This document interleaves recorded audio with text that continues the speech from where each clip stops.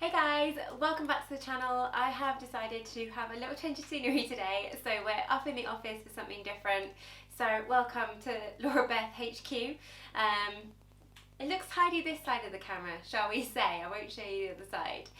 But let's get straight on in with what we're going to talk about today. I wanted to cover another area that I haven't even gone into. A while ago I did a video all about how to invite different people to your guests and construct your guest list, which was a great video and broke down kind of the awkward questions you have about plus ones, kids, all that sort of thing. But today I really wanted to focus on the children. Deciding whether you have kids at the wedding, have no kids, or have some kids, how you tell that to people and how you kind of put it in the invitations to make it really clear. And then going through the day, things you need to watch out for if you've got lots of kids at the wedding or even a few kids in the bridal party, how you can entertain them and how everyone can really enjoy the day. I love this subject and I think it's a really important one to cover.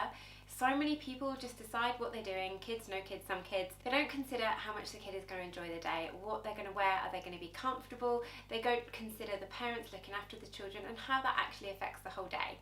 So we're going to go through all those different areas, the what's, why's, when's, how's and all of that, and give you a really good overview if you were considering having kids at the wedding day and what you can do to make it really fun and amazing for both them and easier for you too. If we haven't met before, my name is Laura Beth and I'm sure we have with all these YouTube videos that I now have out there. But welcome to my wedding world. This is where I share hints, tips, stories and secrets each week to make sure that your wedding planning journey is just so much easier and way less stressful. So let's get into the video and talk all about kids at weddings.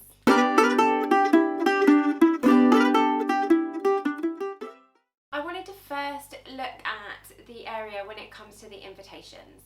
You have a choice when you decide to invite guests. Do you have children at your wedding or do you have no children, or do you decide to invite some children?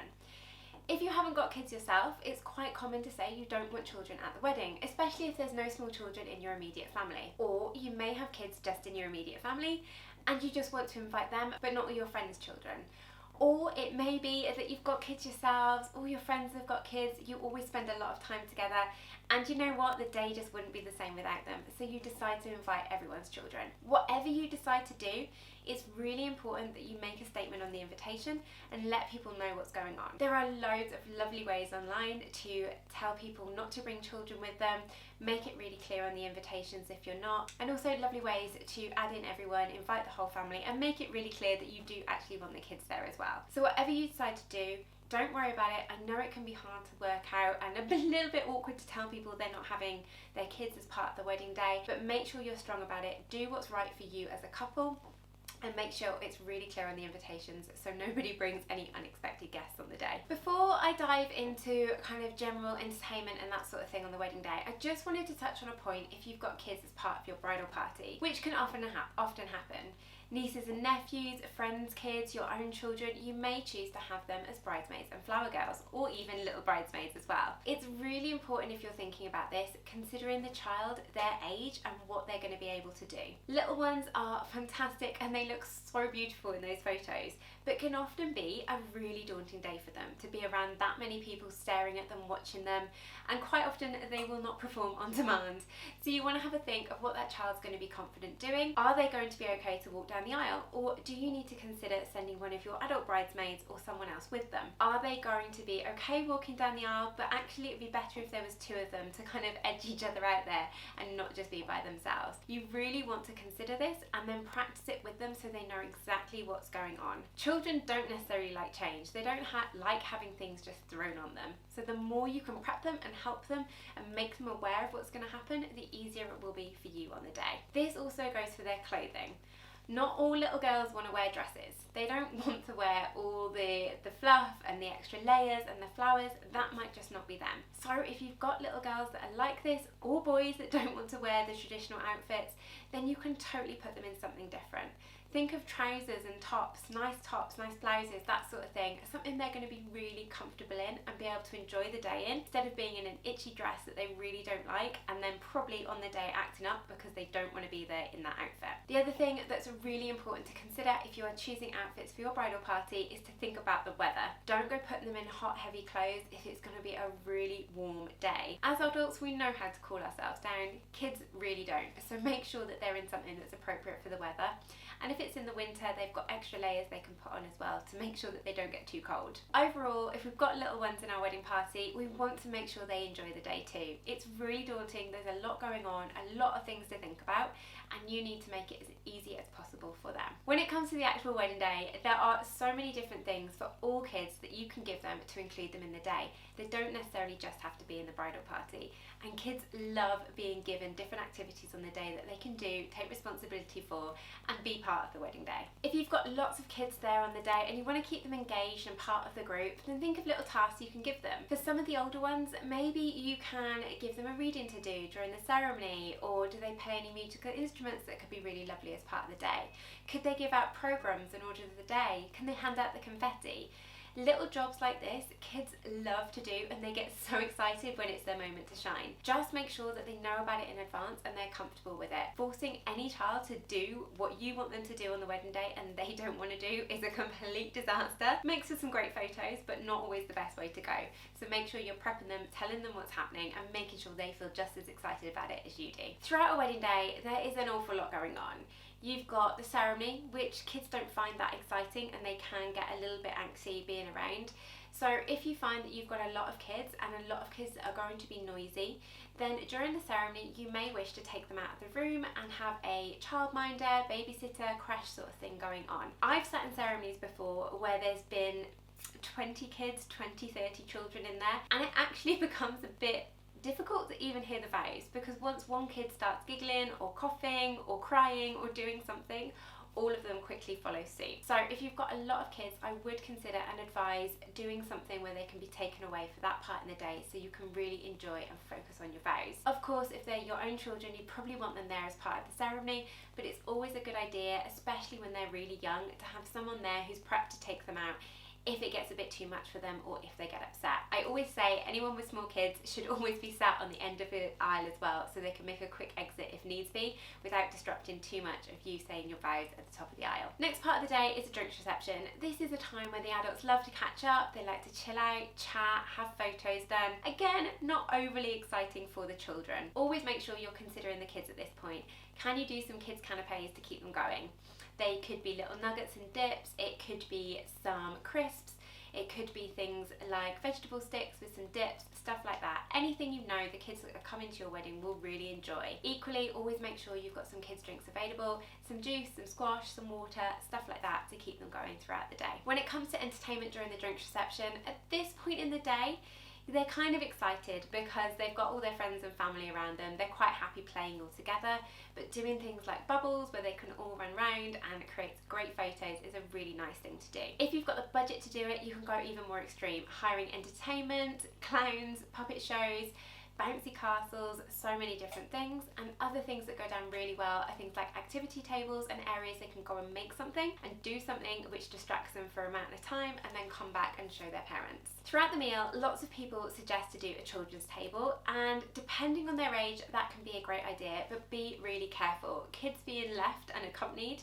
mean they probably won't eat their food and they'll be starving later, and it tends to turn out into being a bit of chaos. So make sure if you are doing a kids table, they're all a little bit older and they're able to kind of look after themselves without it going too mad. But if they're little ones, I usually say they're best off just sitting with the adults at the tables and just making sure they've got something to entertain them. This could be a kid-friendly favour, a really nice toy to play with. It could be an activity set, something to draw with. I've even seen full tablecloths where they can go mad on the table and just draw them. When it comes to food, make sure that you're thinking about the kids at this point, as if they don't eat, they're going to get really hungry and kind of upset and bothered by the end of the night. So make sure you're thinking about what kids really like. If you haven't got kids of your own, ask the parents, what do your children normally want, so you know you're doing something that's suitable for them. This could be something as easy as pizza and chips, nuggets and chips, fish fingers and chips, anything like that. Or you could go down the route of giving them the adult meal, but just making it a little bit more kid-friendly if that's possible. Always ask the parents and see what the kids like, as it's so much easier for you if you can serve food that you know they'll enjoy. My advice when it comes to speeches is to let the kids go off and do something. Kids don't enjoy speeches, they don't see the sentimental value in it, they don't understand the stories, and it really doesn't interest them that much. So if you can, plan a little activity where they can go off. At this point in the day, hiring a babysitter or a crash service is fab, as the guests can sit there and the parents can really enjoy the speeches and being with you whilst they know the kids are entertained. When it comes to crashes, there's quite a few ideas you need to think about, and crashes can operate as open or closed crashes. Either they're open and kids come and go as they want, which requires the parents watching them a little bit more, or they can operate as a closed crash. The parent signs them into that room and it is then the responsibility of the people in the crash to look after them. This works really great, especially if you've got kids under the age of 10. You know they're going to be looked after and they're not going to be running away. The crashes will put on things like films, soft play, bouncy castles, activity tables, drawing, all that sort of thing, and it really entertains them when the more boring adult stuff is going on in the other room. When it moves into the evening do, there's a couple of different options you can go for. One, you can continue doing a crash for the night, which will look after the kids until a certain time. They may even do until midnight and let the kids kind of nap in there, watch a bit of telly and chill out. Other crashes will close a bit earlier, and you as the couple could decide to say, parents, now is the time your kids need to go home. We want to enjoy the night dancing and not be worrying about any of the children. In that case, you may want to suggest you have a babysitter. If the kids are staying on site, you can take them up to their rooms and settle them down. But if that's not in your budget, don't feel scared or afraid to ask all the parents to speak to one another, and if they want to, they can sort out their own service. That's completely normal. I've seen it done at quite a few events, and no one seems that bothered by paying for it themselves. At the end of the day, the adults are getting a night off and that's all that they want. If you do decide to have the kids there throughout the night and you're not too bothered about whether they come or go, just make sure that the adults know this and they know that they are in charge of watching them. The worst thing at a wedding is when parents have had a few drinks and they're not watching their kids get upset, they get tired. I've even had a child wander off one night and we couldn't find them for quite some time. So make sure that it's the adult's responsibility and their parents' responsibility to look after them and not let them out of their sight at that time. If they want to just chill out and enjoy themselves, tell them that they need to let their kids go home and they can stay and party until whatever time they'd like to. So that's just a really brief overview of the kind of things you can consider when it comes to kids at the wedding day. My biggest advice is, if you've got children coming to the wedding day, make sure you're thinking about this as a priority and not as an afterthought. Don't think, yeah, we'll just invite the kids, and not think about them at all. They need separate drinks, they need different food, and they will need some form of entertainment. Even if this is just a colouring table or something basic that they can enjoy doing through part of the day to keep them having fun. Some of the nicest little things I've seen is drawing tables, activity packs, colours, or even making something that they can take home with them. I saw a really cute one where they did friendship bracelets and they all got to make them together and wear them with their wedding outfit and then take them home after. And as a final reminder, I just wanted to make sure when it comes to children, you're considering all their ages and making sure there's age appropriate activities. What a 2-year-old will be happy doing, an 8 or 9-year-old might not, so you may need to make sure you've got something for all. Especially if you've got young teenagers, 13, 14-year-olds. They're at the age they kind of want to be adults. They want to be treated like an adult, so don't pop them on the kids' table and ask them to sign into the crash. Make sure you're making them feel special and they know that they can continue to be with the adults when they want to be. So that's it. Loads of information about what you can do to entertain children at your wedding and a few things to consider to make sure they're comfortable and get the most out of the day. I really hope this has helped, and if you're having kids at your wedding day, pop into the comments and let me know what your plans are. I love everyone's ideas, and you never know who it might help. As always, if you haven't already, give this video a thumbs up and make sure you subscribe if you haven't done so already.